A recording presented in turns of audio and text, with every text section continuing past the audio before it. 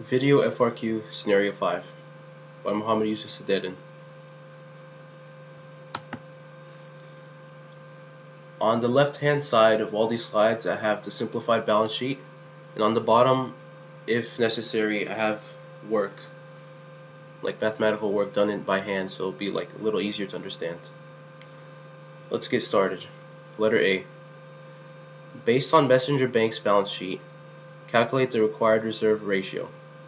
So in order to do this, we take the required reserves, which from the left hand side you see is $2,000, and we divide it by demand deposits, which is the first right under liabilities, which is $10,000.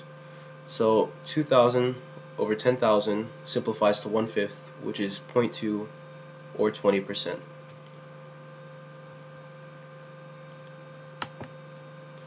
Letter B, Part 1. Suppose that the Federal Reserve purchases $8,000 worth of bonds from Messenger Bank. What will be the change in dollar value immediately after the purchase of excess reserves? So anytime the Fed deposits money straight into commercial banks, this money automatically becomes ER. So to calculate the total change, we look at the final ER minus the initial ER. So we take $8,000 from 0, so the total change is $8,000.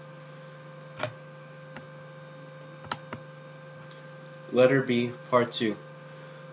Same question. Suppose that the Federal Reserve purchases $8,000 worth of bonds from Messenger Bank.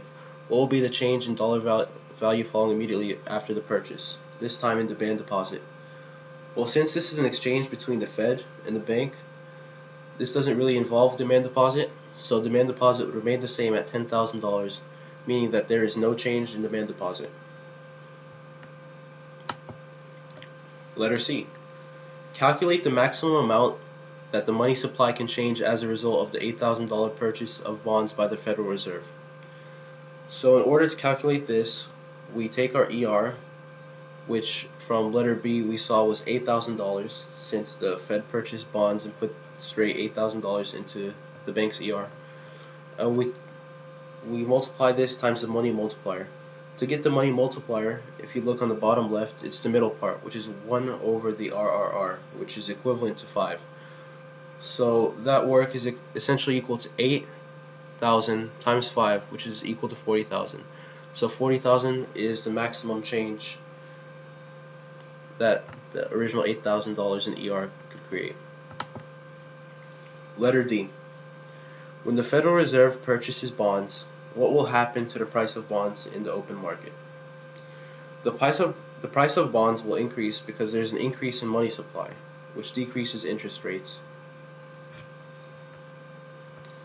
And lastly, letter E. Suppose that instead of the purchase of bonds by the Federal Reserve, an individual deposits $8,000 in cash into a checking demand deposit account.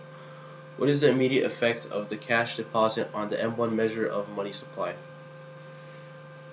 Since that $8,000 was already existing in the money supply, there would be no immediate effect. No new money is introduced, nor is new money created, as it would be if the $8,000 would be loaned out, creating more money, as we saw in letter C, where the total change is $40,000. That is not an immediate effect. So there's no immediate effect in money supply.